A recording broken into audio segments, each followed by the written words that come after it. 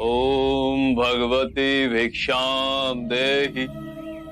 ओम भगवती भिक्षाम देहि।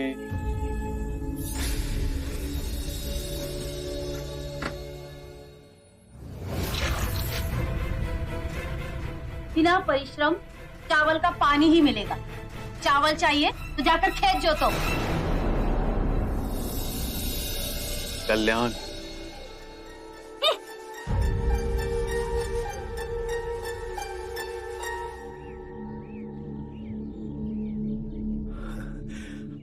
आपका व्यवहार आश्चर्यजनक है। उस महिला ने आपके साथ दुर्व्यवहार किया और आपने उसे आशीर्वाद दिया। आप में तो शांति का स्रोत बह रहा है। मैं तो निम्न हूं, ये मेरे गुरु का प्रसाद। कौन है आपके गुरु? शाक्य मुनि बुद्ध।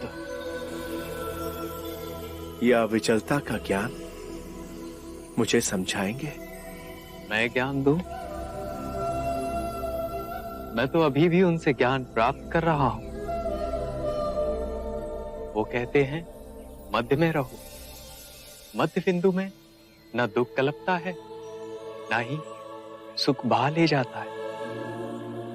और कहां है ये मध्य बिंदु?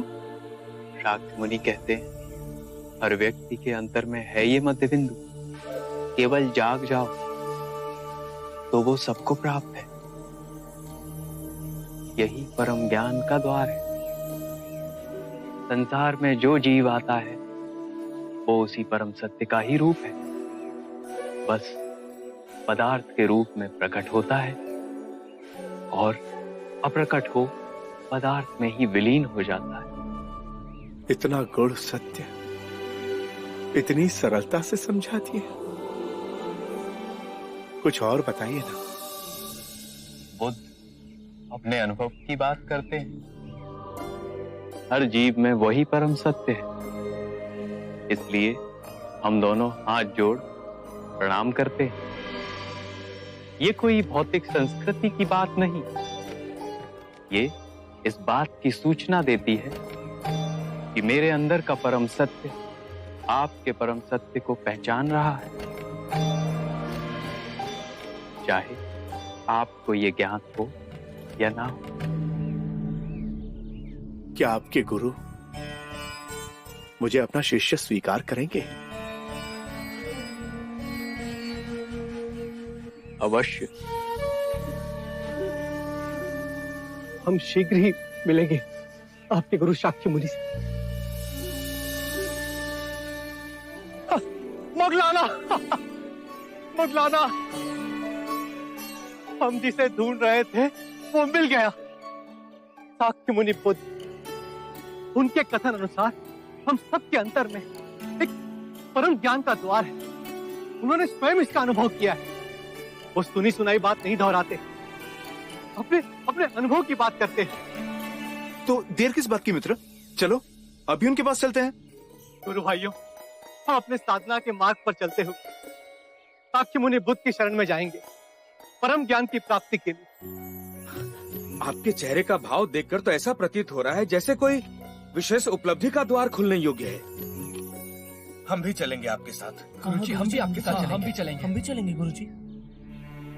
यदि आप सब साथ चलेंगे तो आश्रम में कोई शिष्य बचेगा ही नहीं। कोई तरीका तो होगा। फिर तो यही उचित है कि पहले हम गुरुदेव के पास जाकर उनकी आज्ञा लेते हैं। वो जैसा कहेंगे हम वैसा ही करेंगे। ठीक है, चलिए आइए आइए। आप सब यहीं ठहरे।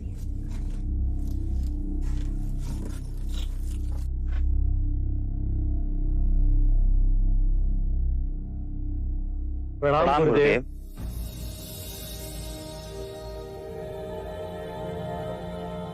आप सब लोग एक साथ, कोई विशेष बात?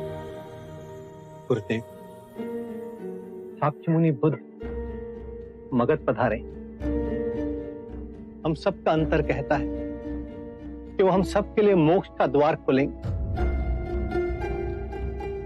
यदि आपकी आज्ञा हो तो हम उनकी शरण में जाएंगे। हाँ हाँ गुरुजी, हम भी चलेंगे, हम भी चलेंगे आपके साथ आप चलेंगे। सब चले जाएंगे। मैं तो चाहता था कि तुम और मोगलाना आश्रम के कार्यभार को अपने हाथ में ले और अपने निर्णय से चलाओ, मुझे कोई आपत्ति ना होगी।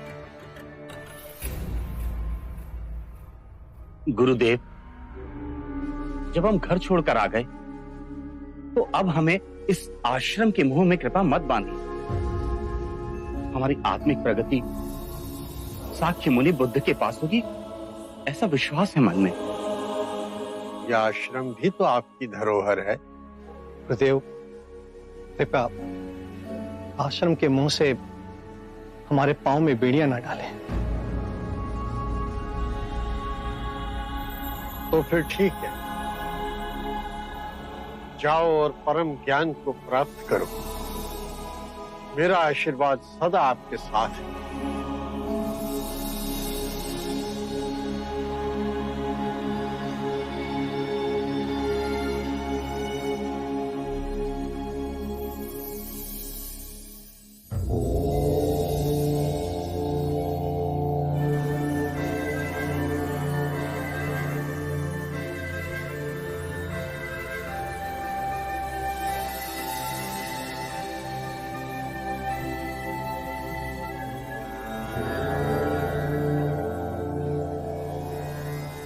ये सारिपुत्र, ये मोगलाना गुरुदेव संजय के शिष्य हैं।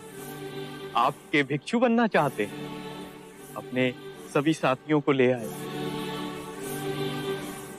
आप सब आ गए।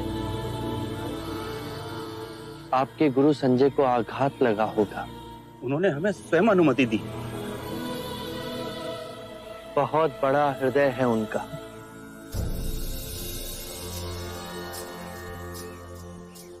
हमें वो अलौकिक दृष्टि नहीं है। अस्ता जी से आपकी सुगंध का समाचार आया। हमें लगा कि आपके चरणों में हमें मुक्ति प्राप्त होगी। आपको देखा तो लगा कि जन्म जन्मों की खोज पूरी हुई। हमें मत ठुकराइए, हम पर कृपा कीजिए। जब आप सबने पहला पग उठा ही लिया है तो मैं इस मार्ग में आपका संरक्षण अवश्य करूंगा।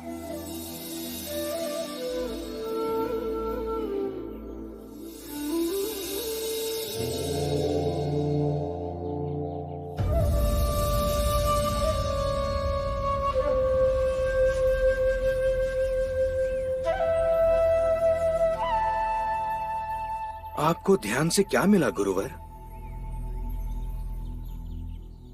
कुछ नहीं।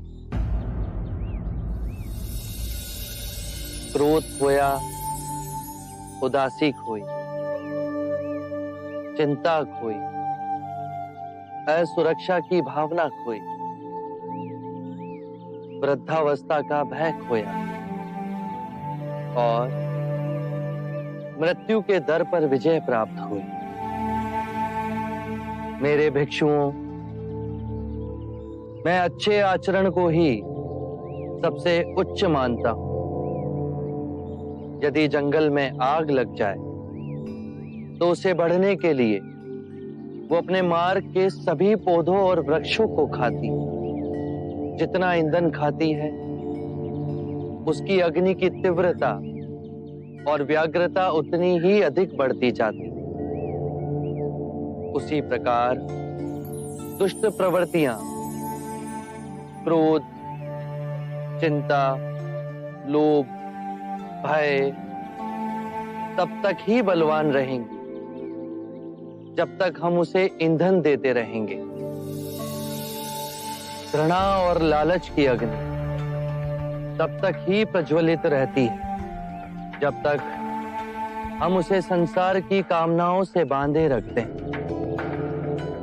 यदि किसी व्यक्ति का सारा ध्यान जीवन का परम दिव्य धन कमाने में, तो वो जितना कमाएगा उतना ही उसका मन कलेश से भरा रहेगा।